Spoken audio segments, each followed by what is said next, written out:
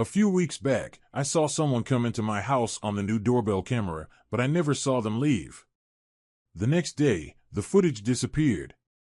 So, playing detective and starting to investigate, my soon-to-be ex-wife, TBXW, realized I was onto her.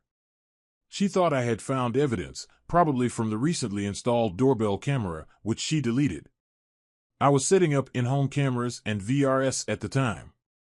However, she ended up confessing to an ongoing affair lasting about a year during most of the time I spent helping my elderly parent. She admitted I deserved better and suggested a fair divorce, selling the house and splitting the proceeds. She might even pay alimony for a while. We'll share most of the debt, and the house sale should cover it, leaving a bit to start over. It's disheartening and unfair. I admit I felt anger and wanted revenge, but there aren't many people to expose her to who would care. No one on the other person's side to expose to. He's single, divorced, and surprisingly more informed about my marriage than I was. The relationship isn't close, and it's likely not her first time. Despite the urge for revenge, I let it go without seeking more pain. This situation comes at a crucial time as I deal with elder care issues, and I don't have the energy or desire to fight for anything. She offered to fix things, but we both know there's too much pain and wrong between us. And I'm still broken from being cheated on over 25 years ago. Some scars never heal. I've recently questioned if my entire relationship was a rebound, but I'm a committed person, and once I commit, I'm all in. Maybe I did it too soon. Now I can't see trusting anyone again. So there's no confrontation, revenge, or exposure, just two lives torn apart. Now I have to rebuild myself without my pride and ego. It's another failure in a long list of them. Life as I knew it is over, and I'm just going through the motions to handle things. I don't want to go home, but I have to pack and prepare the house for sale. Then I need to find an apartment, and I don't even know where I want to live. It's all just lousy. I wasted more than half my life on someone. The only blessing is not having kids, since once the divorce is final, I won't have to be in contact with her, though that will take time. Every time I hear her voice, the pain resurfaces. My version of pain shopping is looking back at our pictures and the otherwise good times we had. I can't figure out why I'm so stuck in the past, mourning something I thought I was ready to move on from. I lie awake thinking about everything I did wrong, believing I was never good enough for anyone, and wondering why I deserve to be treated poorly. I reflect on how crappy my life is and why I always seem to end up on the losing side. Now I'm old, broken, and feel like I don't deserve this crappy life. No hopes, no dreams, just alone in my thoughts. More thoughts from later last night. She hasn't even called or texted me since I left. I did tell her not to, and I meant it. She probably knew I did, but not a single sorry, not an "are you okay?" Is she just sitting at home, watching a show like it's any other Tuesday? Or maybe not. During the Christmas before last, we discussed how we ended up in a dead bedroom. I mentioned that about 10 to 15 years ago, we went through many premature births from IVF, and the experience scared me away from intimacy for a long time. I was terrified of accidentally getting her pregnant and losing the baby. It led both of us to seek mental health help, and we barely pulled out of deep depressions with help and luck. Now things have worsened. After her confession of a year-long affair, I said something very hurtful about her deserving to lose our kids. I might send her an apology text for that statement. Could saying my fears from over a year ago have triggered her to cheat on me? I only shared that with my therapist at the time, and we decided it wasn't the right time to discuss it with her. Maybe she blames me for our years of a dead bedroom. Maybe it's all my fault. Oh God, what have I done? After thinking it over, against my better judgment, I called. I knew she probably wouldn't pick up, so I left a voicemail apologizing for what I said. I admitted it was hurtful and not true. I acknowledged that it's over and suggested we handle it like adults in our 50s, not like the 20-somethings we were when we met. I expressed hope that she finds what she needs and left it at that. My wife called me last night. She appreciated my apology and knew the things I had said were to try to hurt her. We didn't discuss much, except for her apologizing again and blah blah blah. I did tell her I would be coming home this weekend and that I needed her not to be there. It was mostly civil, but I made it clear that I don't care where she goes. I suggested she stay with her boyfriend since that's who she wanted anyway. She denied it, insisting she wants me back and that we can work it out. She asked for one chance, promising to do anything to make it up. I'll admit, I wanted nothing more than to go back in time, to any time other than the last year. That I would even go to the worst times in our lives instead of now. But I stood firm this time and told her I don't see any way we can be together now. It's been a year, and I can't imagine feeling the same for her. I only asked one question, how many times? She stayed quiet for a long time, but I refused to say anything. She asked if I really wanted to know, not wanting to hurt me more. I said I need to know. That's when she hurt me even more, revealing it was only a few times in the beginning. After about a month, it was almost every day when I was away and some weekends when she claimed to be at the gym. For about 6 months, in the last few months, it was about once or twice a week while I was away. It made me sick. I muted the call to let out some of that pain. So she was with him more times in a year than we have been in the past 10 to 15 years. Hundreds of times, maybe even more than the beginning of our relationship.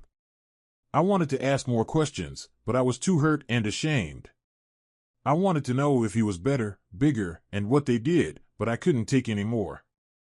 I just said she should go to him this weekend so I can be alone at home and gather more of my important things.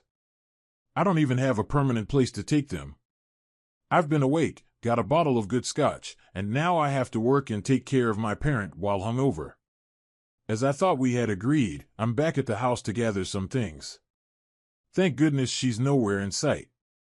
I'm gathering some documents I forgot when I left last weekend, packing clothes and other things. It's going faster than I thought.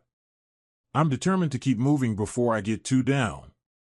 In the basement, packing up a few things is tough, but I want to keep moving. Faintly over the tunes, I hear water running in the pipes.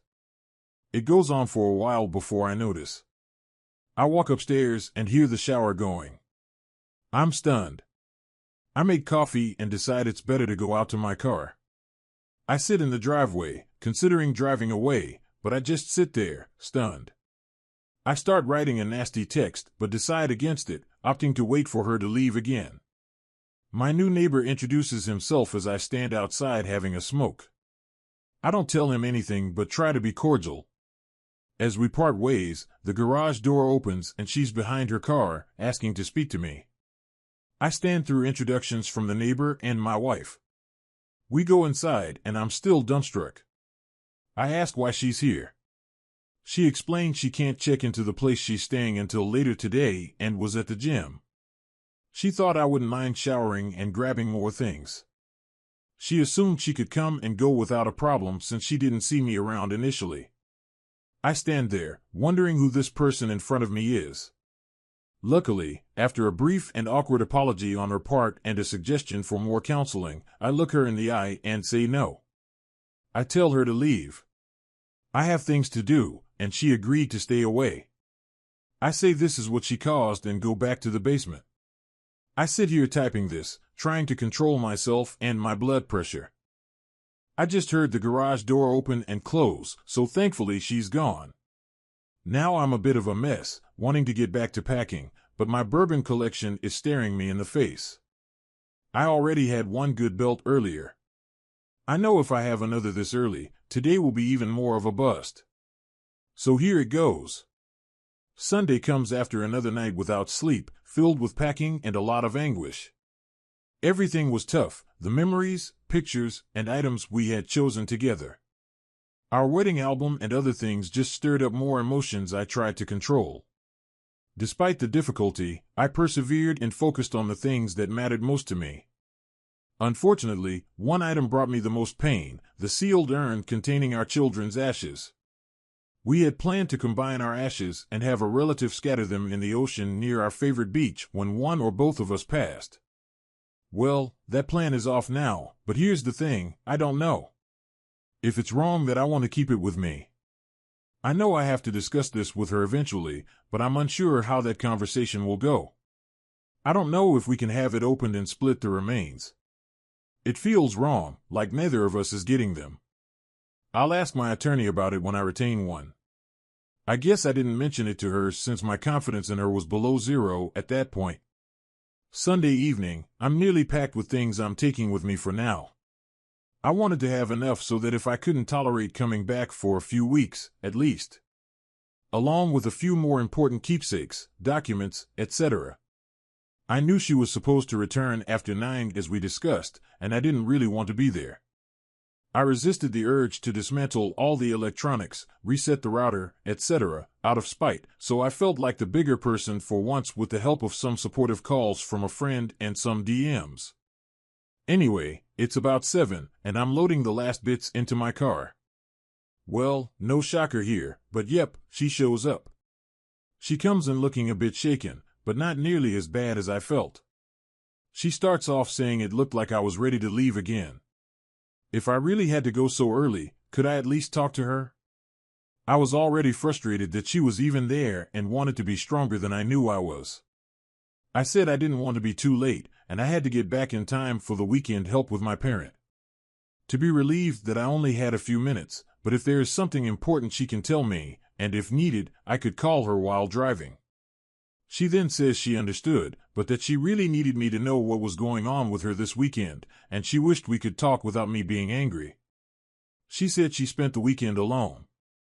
Not sure I believe this, but considering all that had happened and what she's done to us, that she knew I couldn't forgive what she's done, but that she does and will always love me and be in love with me forever. That she knows I don't believe this now, but that she was so angry with herself for hurting me so bad and destroying the only man who ever loved her unconditionally and was always there for her. I was doing my best to just not shout, sob, hug her, or anything, and just give her the stoic look of indifference. I'll admit I failed. My eyes watered up, but I struggled to not let the tears fall. Yeah, I failed at that too, but didn't really speak. I figured I'd just listen and hope to still just leave after she said what she had to. I listened to her say many things and justifications, reasons why she thought she did this for so long, why she didn't stop herself, why even when she thought I knew, she thought I just didn't or wouldn't care. How she had thought I must have been cheating for so many years. How I never seemed to want her. How we had been just roommates. How she still knew I was the only man she wanted to spend the rest of her life with. How she wanted to come to me so many times and confess, but that she knew I would never be able to accept it and her back if she told me what she did. At every turn, she repeatedly admitted it was entirely her fault and not mine. She mentioned her intention to seek counseling to understand why she engaged in such behavior for an extended period.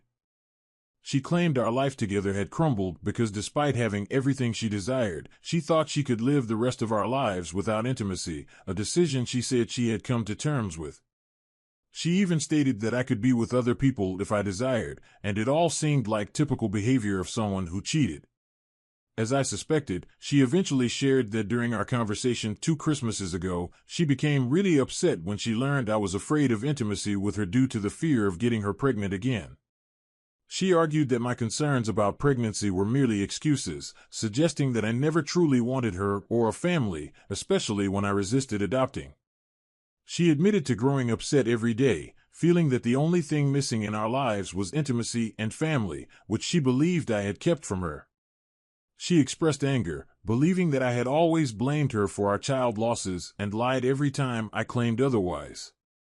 She felt I had been disgusted by her for losing our children, and that resentment lingered despite all those years.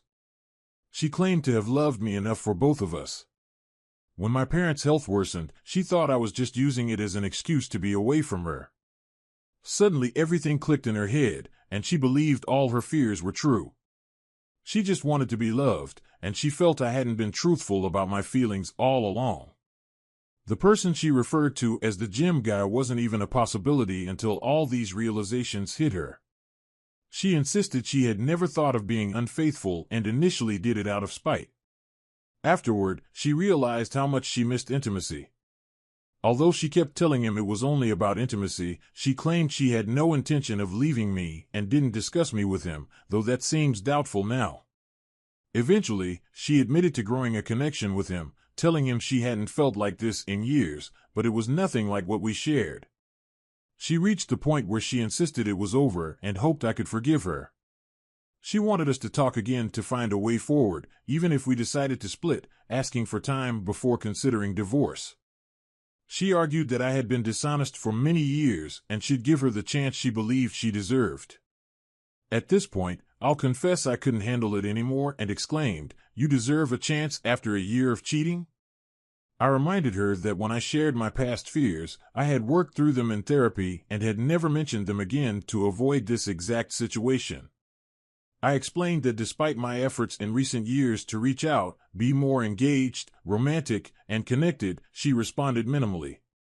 I revealed that opening up my deepest secret with her was intended to bring us closer, but instead, she used it against me to cheat and devastate my life. I admitted I felt so shattered that I considered ending things almost daily. While she admitted having similar thoughts, she claimed she couldn't do that to me. In frustration, I screamed at her, "But you can do this to me for a year?" After calming down, I asserted that I could never be open and vulnerable to her or anyone else again. Knowing how she weaponized my fears, weaknesses, and honesty against me had forever changed me.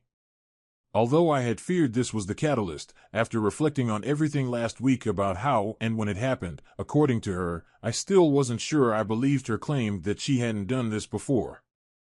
I was already running about 45 minutes late for my planned departure time. I knew I had to speed up on the highway, and my mind wasn't in the right place. After leaving, I mentioned that I would ponder what she said, and if I had more to discuss, I'd call her while on the road.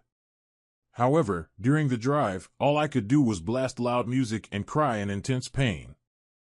Realizing my thoughts about causing this were confirmed, it was an even more agonizing ride than the first one after D-Day. In the end, I didn't call her.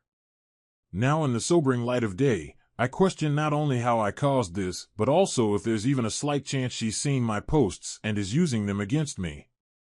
To be honest, she isn't active on social media, and I doubt she uses Reddit at all. It was never on her phone, tablet, or in her App Store download history. I also reflect on how foolish I was to let my guard down with anyone, thinking there are things you should never share. If I had kept everything closed up, I wouldn't be in this situation. I consider this karma since I was on the verge of leaving last fall anyway.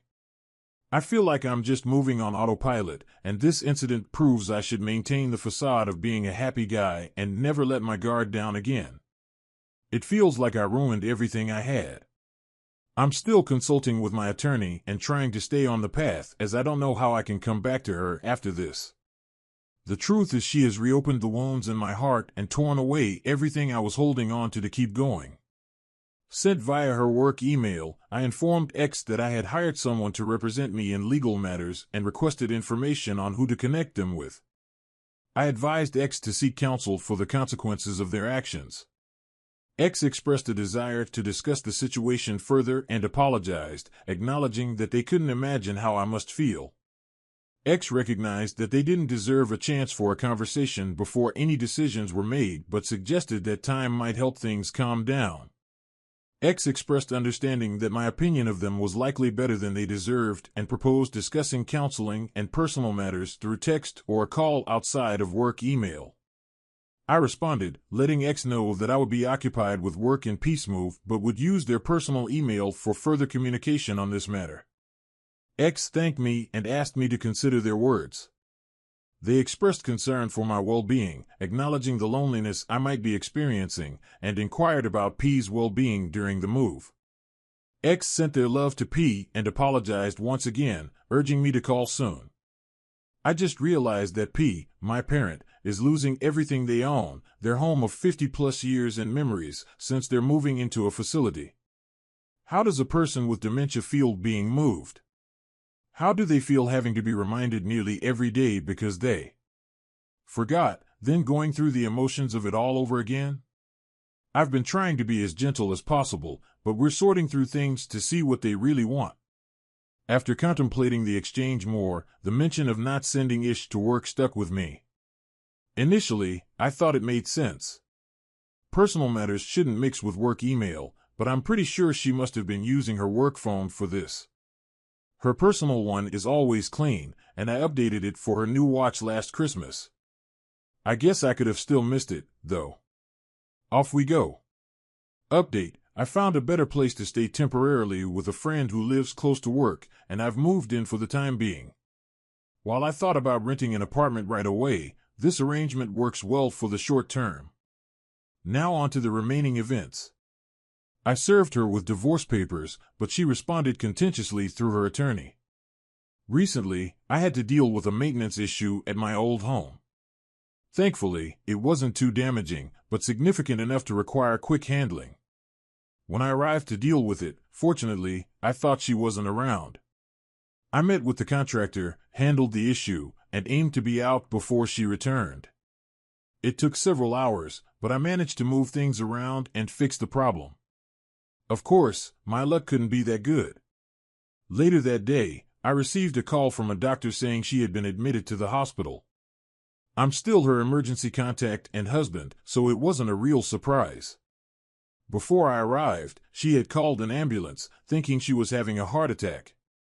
It turned out to be a panic attack, but she told them she had constant self-harming thoughts and was admitted for observation.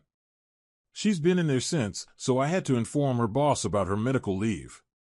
After talking to the doctor, I decided to go and see her.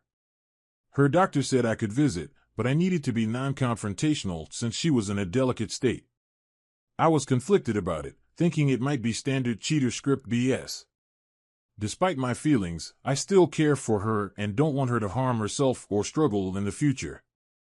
In the past, she has been in care for mental health due to unrelated issues, along with another chronic health problem throughout her life. During that time, I was fully present, doing everything I could to help her. Also selfishly, I don't want this situation to impact her ability to handle our joint affairs. I discussed it with my friend, who said it's up to me what to do about visiting her. I also spoke with my attorney after the initial visits. They advised me to be cautious, not make promises, or say anything that could be used against me, etc. I knew before visiting that cheaters often use the threat of self-harm as a manipulation tactic.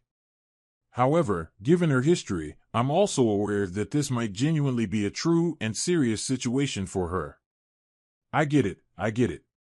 I shouldn't let anything tied to her actions hinder my progress in moving forward with my life. But there's a part of me that feels the need to be there for her.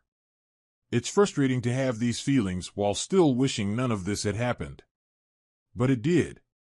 I feel like I've been firm with her, but seeing her in such a state might set me back. Before you criticize me, I can't just abandon her. It's not in my nature. She really has no one else. Her only real friend lives far away and is dealing with her own serious medical condition. So I informed her doctor that I would visit her in the hospital and did so the following day. When I got there, she was a mess. I brought some things she might need, thinking she would likely be there for at least a few days. She was still sleeping when I arrived, hooked up to N4 and various monitors. None of them seemed related to mental health, but I figured maybe dehydration or something. But all I could think about was how I had seen her sleep so many times, looking beautiful and peaceful, the person I wanted. As I sat there watching her, she started to wake up, and all the feelings of anger and betrayal started to come back. But I held it together. When she finally woke up, surprised to see me, she begged me for a hug and forgiveness. I said I was there to make sure she was okay, expressing my worry. I made it clear that I wasn't there to talk about us. We were civil, but there were lots of tears on her side. We talked for a long time. Then she hit me with another bombshell. During her visit to the gynecologist for STD tests and a checkup, they found something still being assessed. Oh boy, I thought, here we go. This crazy situation where she caught an STD, and I was going to hear about it. Or maybe, fortunately, not the case. She was found to have fairly aggressive ovarian cancer. Now, I'm no expert, but but I know that usually that type of cancer is like a last sentence. I had to step out of the room to gather myself for a minute. I had all these emotions going through me and didn't want her to see them. I composed myself and went back in, and we talked for a long time. In our talk, I eventually agreed to help her however I can, though part of me wanted to tell her to rely on her boyfriend now. I made it clear that it had nothing to do with us being together. I believe she would do the same for me if the situation were reversed, but who knows? Her panic attack, it turns out, was the result of getting this news and her birthday, which I totally ignored, and getting served in the same week. So it's like the perfect storm hitting her life. Maybe too much karma. She was just feeling like ending her life would be easier than fighting me, this disease, alone, etc. Losing everything and now losing her life on top of it. She also didn't want me to somehow end up bankrupt from her likely medical debt. Her life insurance and giving me the house totally free now would make for a nest egg I could totally start over with.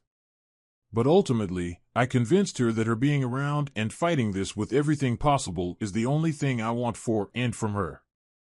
I made it clear that I am not a reason for her to end herself, etc. So this is what I've been up to lately. Crisscrossing highways for work, visiting my parent, the hospital, my friend's place, and now back to my old home for more of her belongings.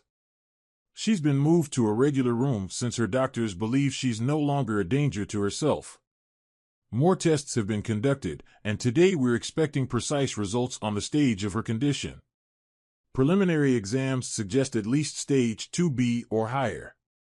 If there's a chance it's not stage 4, we might manage, but if it is, we're looking at a shortened but tough outcome. I'm writing this in the hospital cafeteria, waiting for the oncology department to provide more results and details. I'm the type to do anything for anyone. If her actions hadn't pushed me away, I'd be a wreck. Not that I haven't been in private. Once again, I'm being the strong one for both of us, attempting to stay optimistic, which goes against my natural pessimism. The most significant development, if there's hope, involves major emergency surgery and chemo, followed by a period of care. I've committed to being there for her through surgery, chemo, and recovery in the best-case scenario. I haven't explicitly said I'd move in and stay with her, though that might be necessary. My stance on divorce hasn't changed. I've consulted my lawyer about the legal implications and whether we can still be considered separated. They say we can consider this an in-house separation given certain conditions. My other concern is avoiding part of her medical debt, likely to delay our proceedings. They mentioned demanding our settlement agreement, but she would need to agree that none of this is my liability. So is there a chance I can care for her through this, avoid emotional reconnection, and still move on with my life regardless of how this unfolds? Update: for those still interested, I finally met with the doctors. It's stage 2B, and it has spread, but the tumors are still small and haven't reached the bladder or other distant organs like the liver, which from my understanding is nearly impossible to cure. She'll undergo serious surgeries and chemo.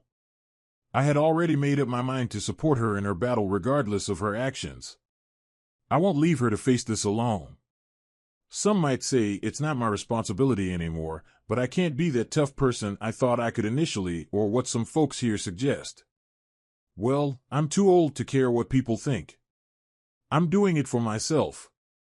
I'll continue with the separation and divorce. Unfortunately, I'll probably move back in for in-house separation to assist her for a while. I've discussed the plan with my attorney.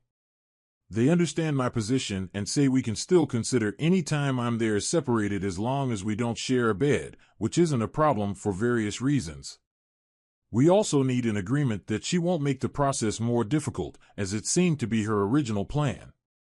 I'll ensure she understands that a condition of my support is that she doesn't contest and drag out the process. However, I'll agree to give her time to get better situated.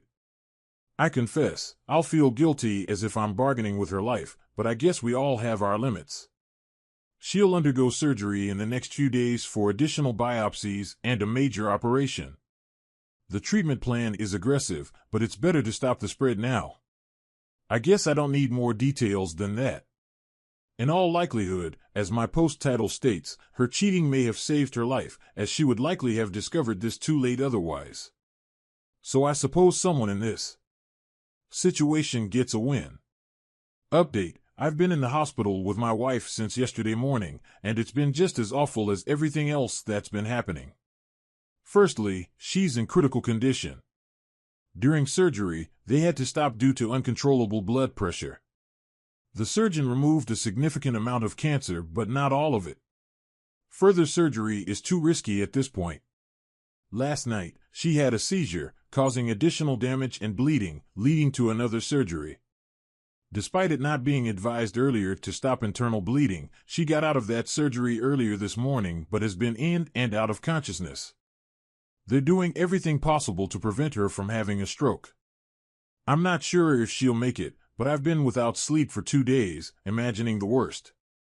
She's a bit more stable, but it's still a delicate situation. Additionally, while waiting for her initial surgery, I used her work phone and saw a message from her affair partner a few weeks ago from an unrecognized number.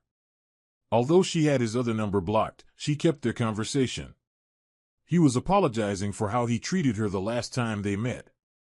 There's a whole story there that I won't go into, but it happened because I tracked him down, almost doing something foolish and dangerous. He reached out to her, and she bargained to meet with him to avoid legal trouble. This was almost a month ago. Anyway, I saw her response that he was the biggest mistake of her life. She hated herself for meeting him, and she would never be in touch or see him again. For everyone's safety, she asked him not to contact her again. I don't take this as anything as I found it, not something she admitted to me. So I guess she still has her secrets. Although I went through everything, including her work emails and personal accounts, and looked back before last year, I found nothing suspicious before then. Again, it doesn't change my mind about divorce or helping her. I guess I'm just ranting since everything is messed up right now. Whether she lives or dies, she may never know that I know this, and it only proves to me that she's still capable of lying to me. I don't even know if we'll ever have the chance to talk about it. At this point, it doesn't really matter. So either way, I may be done with my post since nothing else matters if she's not alive, has some brain damage, or is in a worse state than expected. I'll still do what I can for her and hope for the best, but naturally, I expect the worst. The best I can hope for is to get some actual sleep before the weekend. Update: here's the latest update on my challenging situation. My wife's condition has been fluctuating, mostly for the worse. The medical team suspects she had a small stroke, but she's holding on and showing slight improvement over the weekend. While she's not out of the woods, doctors are a bit more hopeful. She's been conscious more, experiencing a lot of pain, and on strong medications. They moved her from intensive care, and she'll likely go into rehab before returning home. On Thursday, my wife's best friend, M, reached out to me. We hadn't spoken since this ordeal began, and I assumed she knew and was supporting my wife. I left her a voicemail the night after my wife's first surgery, just in case they hadn't talked, informing her about the critical situation. I suggested that if she wanted to see my wife, she should do so soon in case the worst happened. Although M and I weren't very close, she and my wife had been friends since their teens, and they went to college together. We spent time together on holidays and a couple of vacations. M called on Thursday, expressing sympathy for what we were going through and asking to visit my wife. She also inquired if she could stay at the house, possibly thinking I still live there. I agreed, even though staying in my own house part-time still causes me pain. M is a genuinely good person, and I knew losing her friend was weighing on her. I picked her up from the airport Thursday evening, and we went straight to the hospital. During the drive, we discussed my wife's condition and everything that happened since the surgery. M finally revealed that she knew about our situation. She mentioned that my wife had only told her everything a few days before being initially hospitalized when she received the news about cancer and being served. They hadn't talked much last year, not like before, and M thought it was because my wife struggled with the news about M's own medical struggles and was not good at potentially losing her best friend. The kicker was that M had shared her suspicions about her husband cheating with my wife. They were working through it, but M believed it was just emotional, thinking he had a crush on someone at work but didn't pursue it. She advised my wife on how to handle the situation, marriage counseling, set boundaries, and demand the respect she deserved. M shared how they had argued a lot. When she told my wife, she wasn't sure they could still be friends after knowing how deceitful my wife was to both her and me. M even cursed my wife out, saying she deserved the consequences in the divorce. This was surprising because M is not someone who usually curses. She's pretty religious and straight-laced. M mentioned that my wife had called her a few times after, but she had ignored the calls. Thinking I was trying to involve her more when she heard my message, she knew she couldn't go without seeing my wife again if the worst happened and didn't want it to be their last words, so she called me to come visit. We spent a lot of time together this weekend, not in any inappropriate way, but she shared more insights. After visiting WW, we talked almost every night until very late, and it was nice because she never pressured me to stay together. After each visit, she seemed more lenient. On her last night, she surprised me by revealing that WW had asked her to discuss DNR, do not resuscitate, and other end-of-life matters with me. DW wasn't sure if, in the worst-case scenario, I could take her off life support if her condition worsened. She expressed a desire to end her life to avoid more suffering or living with severe disabilities. UW asked M to convince me to let her go if the time came and I reached out or couldn't cope with the outcome. I'm unsure about the legal circumstances other than being brain dead here. I plan to talk to her about this tonight, but I'm uncertain about what to say. Personally, I don't believe in keeping people alive if they are suffering, and I might do the right thing in the appropriate circumstance. However, I can't commit to anything beyond that, and I worry I might be influenced by my own desire to be done with this, even in the right medical scenario. I think I would carry a lot of guilt forever. I'll also discuss this with my therapist, though my appointment isn't until later in the week. I asked her friend M if she would consider assuming medical power of attorney, POA, over my wife before she left, and she is thinking about it. I will also approach one of my close relatives, though they live far away, and I can't guarantee their involvement. I'm adamant about making only legal decisions. I briefly talked to my lawyer, and we have a meeting scheduled for tomorrow. However, tonight I will tell WW that I understand her wishes, but I can't agree to them at this time.